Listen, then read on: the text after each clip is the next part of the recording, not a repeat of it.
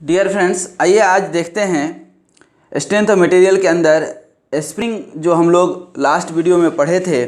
उस स्प्रिंग का पहले तो इक्वेशन कुछ डेराइव जो किए थे वो देख लीजिए कि ये टोर्सन इक्वेशन के हेल्प से ये हमने लेंथ ऑफ टोटल कॉइल निकाला था 2 पाई r इंटू एन। आर क्या है? कॉइल रेडियस है। और ये हमने डिफ्लेक्शन का इक्वेशन निकाला था जो सबसे इम्पोर्टेंट था 64 W/r/Q/N/CD⁴ इंटू के। एक बार जस्ट हम याद दिला दें, डेल्टा क्या हो गया? Deflection. 64 W is the load applied on the spring, R is the coil radius, N is the number of coil, कितना 1 2 3 4 5 जितना भी रहेगा, C is the modulus of rigidity and D is the radius of wire. ये जो wire है आपका, ठीक है ना, इसका रेडियस डायमीटर, ठीक है। और K is the Wahl's correction factor जो 4s-1 अपन, ये हमने वाल्स करेक्शन फैक्टर आपको निकाल करके बताया था, याद रखिएगा। 4s-1 अपन 4s-4 प्लस 0.615 अपन s, जहाँ पे s क्या है? स्प्रिंग इंडेक्स कैपिटल D अपन स्मॉल d, ठीक है। तो इस तरह से हमने स्प्रिंग इंडेक्स, फिर ये स्प्रिंग स्टिफनेस निकाला था, लोड पर यूनिट डिफ्लेक्शन, ठीक है। तो आइए आज हम लोग देखते हैं what will be the energy stored. इसमें एनर्जी स्टोर्ड कितना होगा, ठीक है ना, energy stored in the spring, ठीक है। अब यहाँ पे चूँकि क्लोज कॉइल स्प्रिंग की बात कर रहे हैं तो यहाँ पे दो स्प्रिंग है अपने पास, एक क्लोज कॉइल स्प्रिंग और दूसरा ओपन कॉइल स्प्रिंग। तो क्लोज कॉइल स्प्रिंग के लिए पहले हम एनर्जी स्टोर निकालेंगे, ठीक है। और उसके बाद क्लोज कॉइल में ही, ठीक है ना, चूँकि हम क्लोज कॉइल पढ़े हैं, ओपन कॉइल जनरली सिलेबस में बहुत जगह नहीं रहता है, इसलिए अभी हमने कंसीडर नहीं किया है। लेकिन क्लोज कॉइल स्प्रिंग में ही जब एक्सियल ट्विस्ट भी हो यहाँ पे, तो सिर्फ लोड अभी हमने लगाया, यदि ये ट्विस्ट भी हो तो क्या निकलेगा, तो ये अभी हम लोग देखेंगे। तो सबसे पहले तो ये एनर्जी स्टोर्ड इसमें निकाले। एनर्जी स्टोर्ड इन स्प्रिंग क्या होता है? तो सबसे जो स्ट्रेन एनर्जी स्टोर्ड, इसको हम लोग स्ट्रेन एनर्जी भी बोलते हैं, और कई जगह टोर्सन ऑफ शाफ्ट में भी निकाले थे, ठीक है ना। ये क्या होता है? U = ½ T × θ, ये ध्यान रखिएगा। तो ध्यान दीजिए, तो U और हाफ और T यहाँ पे क्या निकाले हैं? T = W × R, ठीक है। और डेल थीटा, तो थीटा हम निकाले थे, ठीक है ना, ये थीटा यही है। देखिए यहाँ पे R × θ, तो थीटा का ये वैल्यू रख सकते हैं क्या हम? क्या वैल्यू है? देखिए यहाँ पे 64 WR²N/CD⁴, ठीक है। तो इस तरह से यहाँ से क्या निकल गया आपका? Energy stored. तो कितना हो जाएगा? अब इसको आप ब्रेक करेंगे, ठीक है ना, तो क्या मिलेगा इसको देख लीजिए। ये तो आपका 64 है, ठीक है। तो ये हाफ अपने जगह पे इसको रहने दीजिए, ठीक है ना। हम इसको अपने मन से, ठीक है ना, थोड़ा सा ब्रेक करने की कोशिश कर रहे हैं, ठीक है ना, क्योंकि हमें कुछ निकालना है। और क्या निकालना है? ये तो स्ट्रेन एनर्जी निकल गया, लेकिन हम निकालना चाहते हैं strain energy per unit volume, ठीक है ना। तो strain energy per unit volume ही क्या कहलाता है? आपका रेजिलियंस, ठीक है ना। तो अभी हम रेजिलियंस पे, एक तो ये आपका निकल ही गया, इसको आप यदि लिखना चाहें तो क्या हो जाएगा? 32, ये लोड दोनों है तो W², ठीक है, R/Q/N/CD⁴, तो ये तो लिख ही सकते हैं। लेकिन इसको हम थोड़ा सा ब्रेक करेंगे दूसरे फॉर्म में। ये हाफ रहने दिया हम, ये हाफ फिर से रखे इंटू 16 WR/CD⁵, ध्यान दीजिएगा। अब यहाँ पे हम क्या लिख सकते हैं, ठीक है ना, 8, तभी तो ये जाएगा, कैंसिल होगा तो 8 WR², WR ये वाला था, CD⁴ ले लिए, WR² इंटू N/D, ठीक है। अब पूछिएगा सर ये क्यों तोड़ रहे हैं? तो अभी देखिएगा, तुरंत आपको एक फार्मूला मिलेगा। ये देखिए, तो 1, ये 4 और C इधर रख लिया हम, कोई नाराज़गी नहीं, ठीक है। और देखिए यहाँ पे ये जो है आपका 16 WR रहने दिए, C इधर ले लिया है हम यहाँ पे। तो यहाँ पे पाई अपने मन से लिख सकते हैं क्या? देखिए, तो पाई DQ पाई मतलब हम अपने मन से ले लिए, तो नीचे ले लिए तो ऊपर भी ले लें, क्या दिक्कत है, ठीक ना। नीचे लिए तो अब ऊपर भी ले सकते हैं हम, ठीक ना। तो पाई और ये क्या हो जाएगा WR² इंटू n, ठीक है, अपन ये क्या है आपका d, ठीक है। तो अब थोड़ा सा यहाँ ध्यान दीजिएगा कि यहाँ जो अभी हम निकालेंगे तो यहाँ ये आपका कॉइल है, कॉइल के लिए कॉइल का क्रॉस सेक्शनल एरिया कितना होगा, कॉइल का क्रॉस सेक्शनल एरिया कितना होगा πd², क्रॉस सेक्शनल एरिया कितना हो जाएगा πd², और टोटल लेंथ कितना है इंटू l, तो एरिया इंटू लेंथ क्या हो जाएगा वॉल्यूम, ठीक है। यही आपका वॉल्यूम ऑफ दी वायर हो जाएगा, ठीक ना। लेकिन अब वॉल्यूम ऑफ दी वायर इतना आसानी से निकलेगा नहीं दोस्त। ये देखिए πd² तो अपने जगह पे है, और l के जगह पे आप क्या लिखे हैं, ये 2πr, देखिए 2πr लिखे थे इंटू n, ठीक है। तो यहाँ से ये क्या हो जाएगा π², 2π² हो गया कि नहीं, 2π² into r into d² into n, ये आपका वॉल्यूम ऑफ दी वायर हो गया। इसी को अभी हम यहाँ पे रख करके ब्रेक करना चाह रहे हैं, ठीक है, यहाँ पे रख करके ब्रेक करना चाह रहे हैं। तो ये कितना अब हम लिखेंगे कि ये आ जाएगा, ठीक है, ये वॉल्यूम ऑफ दी वायर। तो ये देखिए तो 1/4c, ये 16WR, 16 को यदि हम हटाना चाहें तो हटा सकते हैं, ठीक ना। इसको इधर ले लीजिए, ठीक ना। इसको जो है शियर स्ट्रेस के फॉर्म में जब हम शियर स्ट्रेस निकाले थे, ठीक ना, तो देखिए शियर स्ट्रेस इक्वल टू क्या होता है, ज़रा सा वहाँ भी देख लीजिए, टॉर्क अपन, ठीक ना, ये तो हम टॉर्क रख लेंगे, तो ये torque upon IP equal to tau upon R, तो R मतलब क्या रेडियस ऑफ दी वायर, तो रेडियस ऑफ दी वायर मतलब स्मॉल d/2, ठीक है। तो यहाँ पे T इक्वल टू क्या हो जाएगा टाउ, 2 टाउ अपन स्मॉल d इंटू IP क्या हो जाएगा π/32d⁴। यहाँ ध्यान दीजिए टाउ जब आप निकालेंगे, ठीक है, तो ये 2 से तो क्या हो जाएगा 16, तो ये 16, ठीक है, ये d से d कटेगा तो q हो जाएगा, तो 16dq इंटू टॉर्क अपन पाई, ये पाई तो नीचे जाएगा, ठीक है। तो ये आपका इक्वेशन आ गया 16dq, और t के जगह पे क्या हो जाएगा w इंटू r रख सकते हैं, ठीक है। तो अब इसको यहाँ पे यही चीज़ अभी हम रखने की कोशिश कर रहे हैं, ठीक है। ध्यान दीजिए 2π, यहाँ तो ध्यान दीजिए ये क्या हो गया 2π length volume of the wire 2π² r d² n, ठीक है, यहाँ रख दिए। तो अब इसको मैनेज करने के लिए अब हमें इधर क्या क्या रखना पड़ेगा, तो ध्यान दीजिए यहाँ पे आपको रखना पड़ेगा, यहाँ पे देखिए बाय द मिस्टेक ये dq जो है नीचे आएगा ना πdq, ठीक है ना, ये सॉरी एक यहाँ पे dq नीचे आएगा एक्चुअली, लीजिए एक बार और लिख देते हैं, ये टाउ इक्वल टू क्या आएगा, ये dq है तो πdq नीचे आ जाएगा, ठीक है ना, ये 16t upon πdq that means 16WR upon πdq, ठीक है।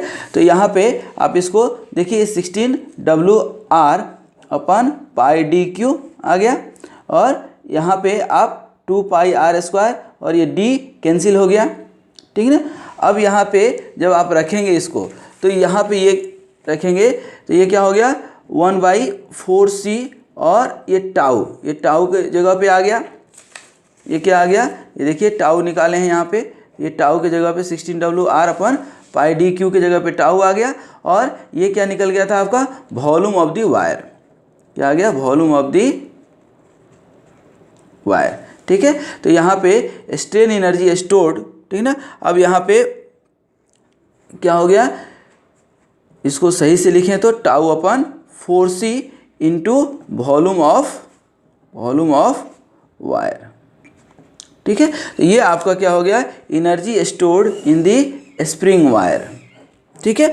अब इसी स्प्रिंग एनर्जी को आप दूसरे तरीक़ा से भी निकाल सकते हैं, ठीक है। दूसरा कौन सा तरीका हो सकता है, यही स्प्रिंग एनर्जी, ठीक है ना, या स्ट्रेन एनर्जी को आप क्या लिख सकते हैं, हाफ इंटू टी थीटा के जगह पे डब्ल्यू इंटू डेल्टा, ठीक है ना। दैट मीन्स कि हाफ और टी थीटा तो निकाले ही थे ना, और देखिए तो यहाँ पे अभी आप निकाले हैं delta equal to R theta, delta equal to R theta, delta equal to R theta, तो theta equal to delta upon R, ठीक ना। तो यहाँ पे ध्यान दीजिए ये क्या है आपका, हाफ टी अपने जगह पे रहने दीजिए, थीटा की जगह पे क्या रख देंगे, डेल्टा बाई आर, ठीक है। ये टी का वैल्यू आपको मालूम है हाफ, ठीक ना, टी की जगह पे W into R into delta upon R, तो ये आर और आर कैंसिल होकर के कितना हो गया, हाफ डब्ल्यू इंटू डेल्टा हो गया कि नहीं। कुल मिलाकर कहने का मतलब ये था कि इस फार्मूला से भी आप स्ट्रेन एनर्जी निकाल सकते हैं, ठीक है। तो कभी ये वैल्यू देता है तो ये भी जो है आप ध्यान रखिएगा, या थीटा टॉर्क दिया हुआ है, लोड मालूम है, तो डिफ्लेक्शन भी इस फार्मूला से निकाल सकते हैं, ठीक है ना। दैट मीन्स कि यहाँ पे और हम लिखना चाहें तो W into delta equal to T into theta भी लिख सकते हैं, ठीक है ना। तो जब जिस तरह की ज़रूरत पड़े उस हिसाब से आप इसको मैनिपुलेट कर सकते हैं, ठीक है। तो इसको करने के बाद, ठीक है ना, अब क्वेश्चन ये था हमारा कि ये तो energy stored in the spring हो गया, कब, जब कोई क्लोज कॉइल स्प्रिंग है हमारे पास और ये आप उसके ऊपर लोड लगा रहे हैं, तो स्प्रिंग के अंदर कितनी एनर्जी स्टोर्ड होगी, ठीक ना। लेकिन, ठीक है ना, लेकिन अब क्वेश्चन ये होता है कि यदि क्लोज कॉइल, यदि एक्सियल ट्विस्ट से भी जो है, यदि यहाँ लिख देते हैं close coil subjected to close coil spring subjected to axial twist, axial twist, तो अब एक्सियल ट्विस्ट यदि हो तो अब इसमें क्या है कि लेट, थोड़ा सा ध्यान दीजिएगा कि लेट N1, अब इसमें अभी तक तो हम N को क्या ले लिए थे, नंबर ऑफ कॉइल डायरेक्टली, ठीक है। लेकिन यहाँ पे यदि आप ट्विस्ट कर रहे हैं ऐसे, ठीक ना, ये यदि स्प्रिंग है तो इसको ऐसे ट्विस्ट कर रहे हैं रेदर देन लोड लगाने के, लोड तो लग ही रहा है लेकिन ऐसे आप ट्विस्ट कर रहे हैं, तो सपोज कि N1 is the number of coil before twisting, और N2 जो है number of coil after twisting, जब आपने ट्विस्ट कर दिया तब नंबर ऑफ कॉइल कितना हो गया, N2। Let phi is the angle of rotation, जिस एंगल से आपने रोटेट किया, angle of rotation.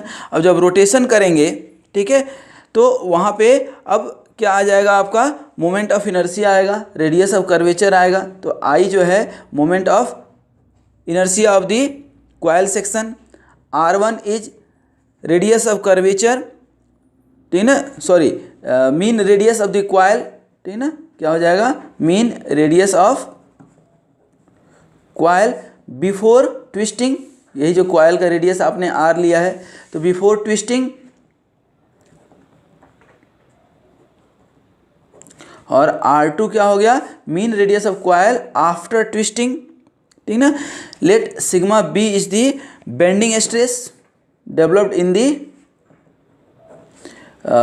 Spring wire, bending stress developed in the, E क्या है, यंग मॉडुलस ऑफ इलास्टिसिटी, ठीक है ना।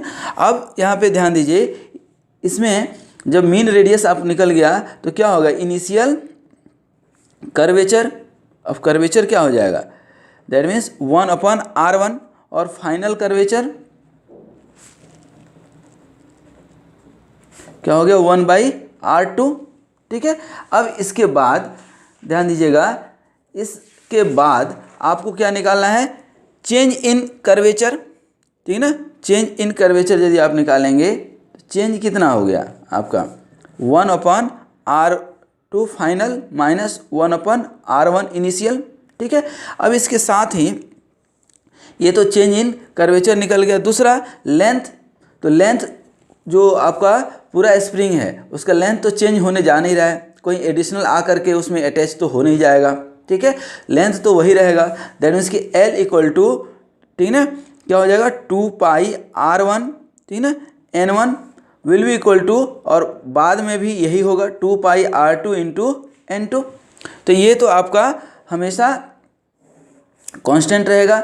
ये इक्वेशन नंबर 1 मान लीजिए, ये 2 मान लीजिए, और helix angle, angle of rotation के बाद तो फाइनल हेलिक्स एंगल क्या होगा, फाई, दैट मीन्स कि फाइनल हेलिक्स एंगल भी चेंज हो जाएगा। तो फाइनल हेलिक्स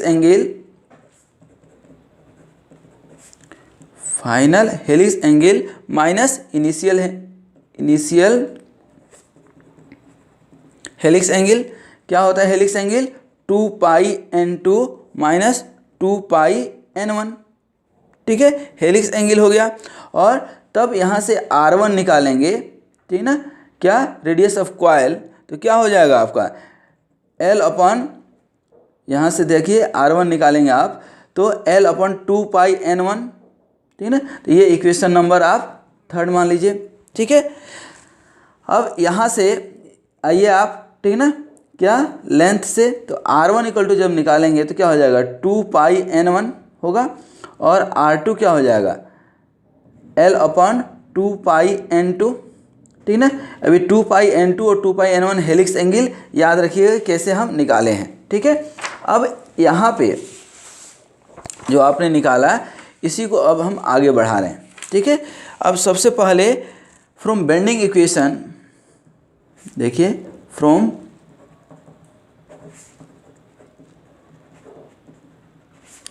बेंडिंग इक्वेशन अपन क्या जानते हैं, M upon I equal to E upon R, ठीक है। तो M इक्वल टू क्या लिख सकते हैं, देखिए तो EI फ्लेक्सुरल रिजिडिटी, ठीक ना, EI अपन R, अब चेंज हो गया तो 1 अपन R2 माइनस क्या हो जाएगा 1 अपन R1, change in radius of curvature, ठीक है। और ये R1 और R2 का वैल्यू आप यहाँ निकाले हुए हैं, ठीक है ना। तो देखिए तो यहाँ पे 1/R1 ले रहे हैं, तो 1/R1 इसको लीजिएगा तो क्या हो जाएगा 2 पाई N1 अपन L, और यहाँ 1/R2 कीजिएगा तो क्या हो जाएगा 2 पाई N2 अपन L हो जाएगा। तो यहाँ से आप वैल्यू रखते हैं क्या, EI 1/R2, दैट मीन्स क्या हो जाएगा, देखिए 1/R2 की जगह पे 2 पाई N2 अपन L माइनस 2 पाई N1 अपन L, यही हो जाएगा, ठीक है। अब इसको जब आप बाहर करेंगे तो क्या हो जाएगा M equal to E 2 pi EI upon L, और इधर क्या बच जाएगा N2 माइनस N1, ठीक है। या इसको 2 पाई अंदर ही रहने दीजिए, तो अंदर रहने से क्या फ़ायदा होगा हमको, देखिए ये हेलिक्स एंगल आप निकालने हैं 2 पाई N2 माइनस 2 पाई N1, तो इस 2 पाई को मान लीजिए अंदर ही है, तब हम M इक्वल टू क्या लिख सकते हैं EI upon L into phi, ठीक है, लिख सकते हैं कि नहीं। और ये फाई इक्वल टू आप क्या लिख सकते हैं ML अपन EI, क्या निकल गया ML अपन EI, फाई निकल गया। अब फाई निकलने के बाद अब ध्यान दीजिए, यही फाई जब हम निकालेंगे, ठीक ना, तो अब थोड़ा सा हम और आगे बढ़ें, M बेंडिंग मोमेंट आप निकाल सकते हैं, और L लेंथ, ठीक ना, इसको इक्विवेलेंट लेंथ यदि हम ओरिजिनल माने, ठीक ना, तो क्या हो जाएगा 2 पाई RN upon E into I पाई अपन 64, ये वायर के लिए निकाल रहे हैं तो वायर का डायमीटर आ जाएगा स्मॉल d, दैट मीन्स इसको आप सॉल्व करेंगे तो क्या हो जाएगा 128 MRN अपन क्या हो जाएगा ED⁴। तो that is the equation two find out the value of helix angle, ठीक है। अब यहाँ पे बेंडिंग स्ट्रेस निकाल सकते हैं, सिग्मा B इक्वल टू क्या होता है M upon Z, it is Z section modulus, तो M अपन क्या हो जाएगा ये I अपन Y होता है, ठीक है ना। इसको ब्रेक करके यहाँ पे रखिए, इस I का वैल्यू क्या हो जाएगा पाई अपन 64 D⁴, देखिए हम निकाल देते हैं I का पाई अपन 64, ठीक है ना, D⁴ और डिवाइडेड बाई D/2, ये देखिए इसके लिए, तो इसको सिग्मा बी आपने कितना निकाल दिया यहाँ पे 32m अपन पाई डी क्यू, डी से डी कैंसिल हो जाएगा, तो ये आपको एक क्या निकल गया सिग्मा बी का वैल्यू, ठीक ना। अब हमें चाहिए क्या था, एनर्जी स्टोर्ड, यही तो कहानी है अपना, यही तो शुरू से हम निकाल रहे हैं, एनर्जी स्टोर्ड यही तो निकालना है अपने को, ठीक ना। जो बेसिक कहानी हमने जो शुरू किया था वो यही तो कहानी है, एनर्जी स्टोर्ड, ये क्लॉज कॉइल के लिए निकाले थे, ठीक ना। और क्लॉज कॉइल में ही जब एंगल ऑफ ट्विस्ट आपने लगा दिया था, एक्सियल ट्विस्ट लगा दिया था, तब हम निकाल रहे थे। तो अब एनर्जी स्टोर्ड, ठीक ना, तो क्या हो जाएगा ये फाइनल देखिए, energy stored U equal to क्या हो जाएगा हाफ m इंटू 5, ठीक है। ध्यान दीजिए ये m का वैल्यू यहाँ से आप निकाल लेंगे और फाई यहाँ दिया हुआ है, ठीक ना। तो इसको जब आप रखेंगे फाइनली तो what you get, half m का वैल्यू यहाँ से आप रखिए, ठीक ना, तो क्या हो जाएगा ये sigma b pi D Q अपन 32m, और फाई का वैल्यू यहाँ से देखिए 128 mRn अपन e⁴, ठीक है। अब यहाँ से आप थोड़ा सा इसको ब्रेक कर लीजिए, ये क्या निकला है आपका u इक्वल टू हाफ ये sigma b pi D Q अपन 32m, ठीक है ना, 32m, सॉरी कहाँ गलती हो गया, पाई डी क्यू हाफ, और यहाँ पे m के जगह पे पाई डी क्यू ही आएगा ना, m के जगह पे यहाँ पे आप रख रहे हैं तो sigma b pi D Q upon 32 ही सिर्फ आएगा, ठीक है। ये m कहाँ से आ गया, ठीक है ना, पाई डी क्यू अपन 32 इंटू, अब ये 128 है, ठीक है ना, तो ये 128 चलिए रहने देते हैं, ठीक है, 128 और m Rn है, तो फिर से m का वैल्यू हम यहाँ रखेंगे, ठीक है ना, क्या sigma b pi D Q, m का यहाँ पे m है देखिए, तो pi D Q upon 32 e⁴ into r into n number of coil. अब यहाँ पे इसको d⁴ से ये डी क्यू कैंसिल होगा तो एक d बचेगा, इधर सिग्मा b² और ये 32 से 128 कैंसिल होगा, ठीक ना, तो 4 टाइम्स, तो इसको जब आप निकालेंगे तो, और इसको ये 2 ले लीजिए तो ये 1 जो है ये 4, ठीक ना, ये 4 और ये कितना हो जाएगा 8, ठीक ना। तो अब यहाँ पे इस 2 को यहाँ अंदर ले जाइए 2 पाई के लिए, तो यहाँ पे आप जब फाइंड आउट करेंगे तो ये सिग्मा बी का स्क्वायर, सिग्मा बी और सिग्मा बी का स्क्वायर आपको मिल रहा है अपन 8e को यहाँ पे इधर बाहर ले लिए, और तब इधर क्या बच जाएगा आप देखिए पाई डी स्क्वायर, ठीक है ना, l, ठीक है ना, अपन 4, तो यहाँ पे क्या हो गया ये sigma B square upon 8e, ठीक है ना, और ये पाई डी स्क्वायर बाई 4 क्या हो गया आपका cross sectional area of wire, और L क्या हो गया वॉल्यूम, तो ये क्या हो जाएगा वॉल्यूम ऑफ स्प्रिंग वायर। तो यहाँ पे आपका फाइनल जो निकला, ठीक है ना, फाइनल किसके लिए, in case of axial twist, in case of जो एक्सियल ट्विस्ट निकाल रहे थे, तो ये फाइनल आपका जो स्ट्रेन एनर्जी निकला, ठीक है ना, U, तो अब यहाँ पे हम स्ट्रेन एनर्जी लिख देते हैं डायरेक्ट, क्या sigma B square upon 8e into volume of spring wire, ठीक है ना। तो ये आपका क्या हो गया energy stored in the spring when close coil spring is subjected to axial twist, और जब एक्सियल ट्विस्ट नहीं होगा तो उस समय एनर्जी स्टोर्ड क्या हो जाएगा आपका U इक्वल टू क्या निकाले थे tau square upon 4c into volume of wire, volume of wire, ठीक है। तो ये 2 इक्वेशन निकला हमारा, जो अपने आप में बहुत ही इंपॉर्टेंट इक्वेशन था, ठीक है ना। यहाँ पे आप देखे थे टाउ स्क्वायर छूटा हुआ है, सॉरी, तो यहाँ पे tau square volume of wire. तो thanks for watching this video, I hope you have understood it very well, and keep watching the next video on the series and parallel of spring. ठीक है, तो ये आप video देखते रहिए और इन videos को लाइक करना बिल्कुल मत भूलिए। ठीक है ना, लाइक ज़रूर कीजिएगा। ठीक है ना, और खूब देखिए और अपने दोस्तों के साथ भी इसको शेयर कीजिए। ठीक है, तो आपका दिन इस तरह से शुभ रहे। ठीक है ना।